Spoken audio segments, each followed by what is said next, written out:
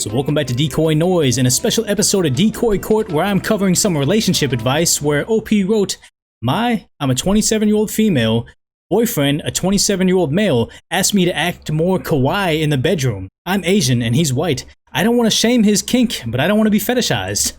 So as always, we take the case and rush it over to Decoy Court where I give you my knee-jerk reaction, read over some of those top comments and your comments down below, but make sure you guys are subscribed down below as well with the notifications on, because as the world gets more and more crazy and intense, you owe it to yourself to take 2 short breaks of 10 minutes of us judging some pretty intense stories every now and then. So OP wrote, we've been together for a little over a year now, and it's been going well. We met at college through a club and hit it off and reconnected a couple years later.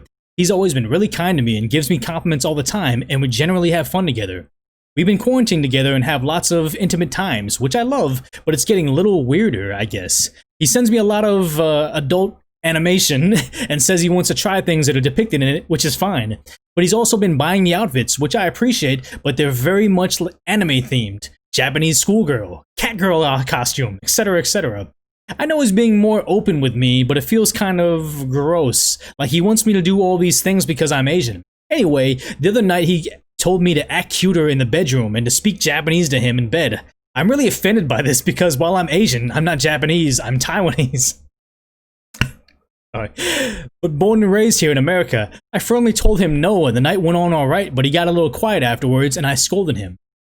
I don't think he means anything weird by it, but I want to tell him that I'm not okay with the things he's been doing, but also I don't want him to shame him for being more open with me. I want him to feel like he wants to be intimate with me, not Asian girl number 7, if that makes sense. I don't know how to explain this to him though, so it's not am I the antagonist, but we still take it to Decoy Court where we give some knee-jerk reaction to this situation. And honestly, I just want to give a little backstory with me is, obviously I'm Korean, but I'm also American, Irish, got a lot of random stuff, kind of like the Frankenstein monster of what's going on in America right now. But the idea is, I never really, me personally, fully understood the idea of, I had a lot of Asian friends that were very resentful to Asian girls that dated white guys, and I knew a couple Asian girls that were either, really open to dating other races or were very adverse to, oh my god, like, no, I don't want to be fetishized by people. So I didn't really understand it initially, but I remember being at a mall one time and seeing a much younger Asian girl with a much older white man, and they're buying sunglasses, and it's like nothing harmful in that, but I just remember the guy was like,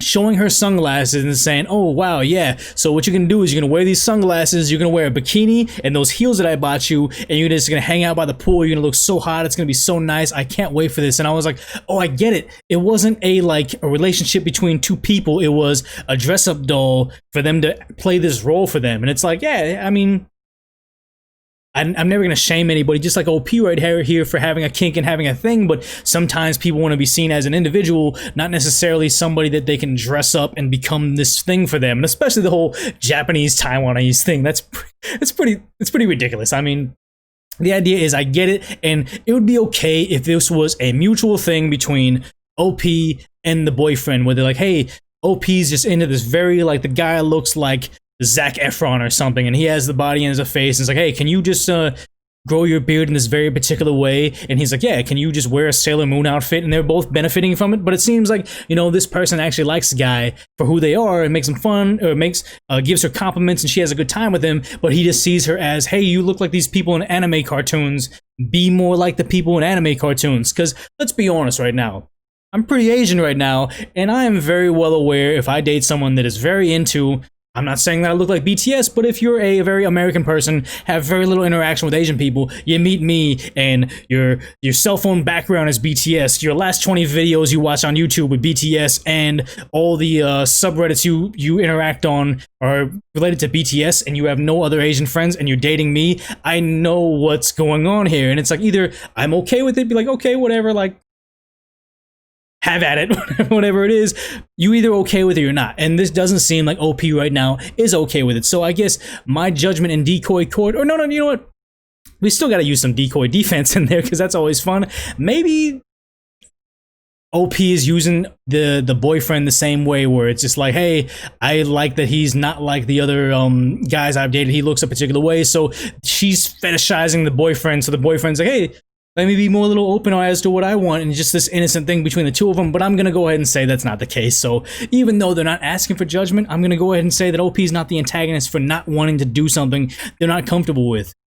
I like the idea that she's okay with the whole oh, they showed me anime stuff, and that was probably a big step for him to show him, like, hey, this is what I want more of. And it's like, oh, that's a very open and comfortable relationship if you're willing to show them adult content of cartoons saying, hey, this is what I like. That's a very open relationship. So kudos to them to being that, for her not sitting there looking at it and just laughing him out of the room. That's cool, but yeah, that's a little bit too far where she doesn't feel comfortable with it. And here's the thing is, it's okay for him to sit there and say, hey, could you do this thing? Her rejecting him, as long as he's like, okay, cool, I'm sorry I crossed the line. Let's just go back to regular stuff right now. That's a good, strong relationship, but not the idea where he either keeps on pushing it or doesn't get what he wants and he's like, well, you're supposed to be this way. I'm disappointed now. So yeah, that's my opinion on it. Let me just, you know what, let's just go ahead and take that break right now and make sure you guys are giving me your feedback to the relationship advice, because after we get to the top comments, it oftentimes skews our opinion as to what should be really going on right now. And I really want to know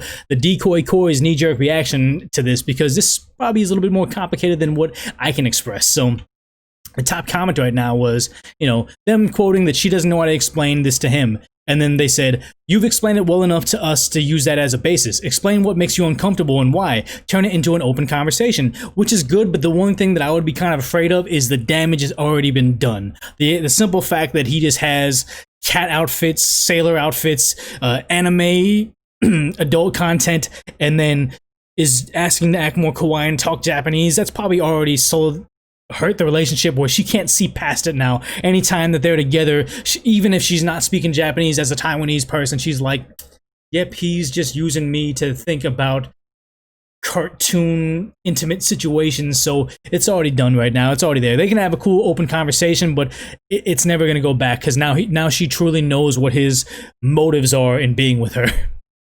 Next reply was, I agree with you. Explain your position and your boundaries. It's okay to have some, and I bet he has some too. This is your partner. If you can tell us, some strangers, you should definitely be able to tell him. And I think it's just OP struggling with the idea of, hey, is this okay? Do most guys do this? I don't feel good about being with this guy anymore. Is that okay? And that's what they're trying. That's what they're truly trying to figure out is, should I tolerate this type of behavior? And the answer is, I don't know, maybe. So the next reply was the club anime club? And they replied, ha, trust me, I try to stay far away from anime club members. And the next reply that says, as a 22-year-old Asian girl who isn't Japanese, ew. I've met guys like this. They will try to speak Japanese to me and be sad that I'm not from Japan, but still continue to speak Japanese. They're super into anime. Fair enough, I am too to a certain extent, but to the point where it becomes the only thing they're attracted to. He's not attracted to you as a person. You're a representation of a medium that he has fetishized. I would maybe try to understand if it stopped with outfits, but he wants you to speak Japanese when you're Taiwanese. It's not who you are. Do you think that he would dump you if a Japanese girl was ever interested in him? Even if he did find a Japanese girl, he probably wouldn't be attracted to her as a person either, and would just try to get her to act more like anime girls. Also, what the heck? He wants you to act cuter. Stop this crap, please, for your own self-respect.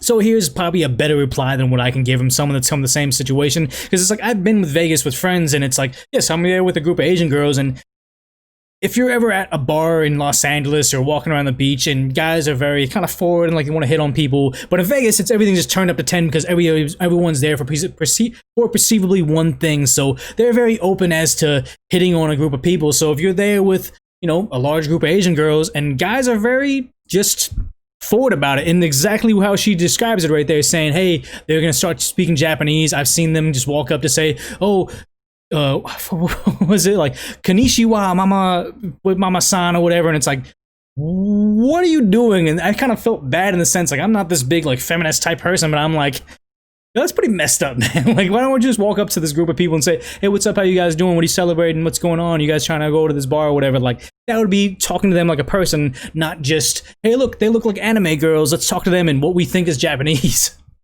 Let's go ahead and read one more reply saying, they're saying, hey, I want to tell him that I'm not okay with the things that he's doing. So they said, then tell him about how you feel, using I statements and not attacking him. And any natural shame he feels will not be your fault. It's totally normal to feel shame when you cause emotional harm to those you love. he can't avoid that shame. Let him know where your boundaries are and maybe send him some information to read about fetishization, what it is and why it's harmful, because he might not even understand the impact that he's having on you. However, if he responds to this, it will be a good indicator of whether or not you should continue this relationship. So I understand that there is negative impacts of fetishization, but I'm drinking whiskey while I do these videos right now, so let's just be totally honest about this thing. If I was dating a girl that was totally out of my league, like I don't know what I'm going to judge myself as, but she's like a 12 out of 10 in my book, and you know, this harm and fetishization, but she's really into K-drama guys where they play the father or whatever, and they have like, you know, the half beard like I got, and they just really like that, and she's like, hey, the K-drama guy you kind of look like, he wore a blue suit with like, you know, a pink shirt. Can you wear a blue suit and a pink shirt? And I'm like, hey, whatever, fetishize all you want because I'm just happy to be in this situation. Cool, I'm okay with it. If I got deeply offended by that, of course don't do that. But if I just have a lighthearted take about it, I don't care. Let's say that I was really into, I can't even think of like a celebrity crush right now, but like some K-pop star that was like, oh, like exactly like this. And the girl I was dating at the time looked very similar to that. If she was okay being like, oh yeah, cool, let me dress in like, you know, outfits they wore or whatever, it would probably make me super stoked and make them super stoked. They're making me happy. I don't really see a drawback to that as long as both parties are in play right here. If OP's really excited that they're with a white dude that looks like, I don't even know the actor, Keanu Reeves or whatever, with his long hair and his beard, what would be the wrong thing but saying, hey, why don't you wear a suit like he did in John Wick or something? It could be a positive thing. It doesn't necessarily have to be a negative thing, but once they express that they're not okay with it, hey, you got to kind of accept it and roll with it. But I can already tell that OP's having a little bit of not resentment, but just not comfortable with it. So as always, thanks for hanging out with me, but I want to make sure you guys are actually giving me your feedback. I know every YouTuber wants to help the algorithm and get some YouTube comments down below, but I genuinely do like seeing your comments down below, your well wishes, your criticism, whatever it may be. I do like getting feedback and just having conversations with you because, as you know, the channel goes up and down, but I always do like seeing my fans that are actually really engaged with this type of content, with this relationship advice and everything. So as always, if you made it this far in the video, I want to say I appreciate you watching the entire content. We always have this, you know, SNL in-game type of celebration. If you like the content that much, just make sure you like it and possibly sharing it with somebody that also likes this Reddit podcast spazzy commentary that we got going on. So share it with someone that might like it, but if nothing else, go ahead and put this on autoplay and watch the next episode of DecoyNoise coming up next.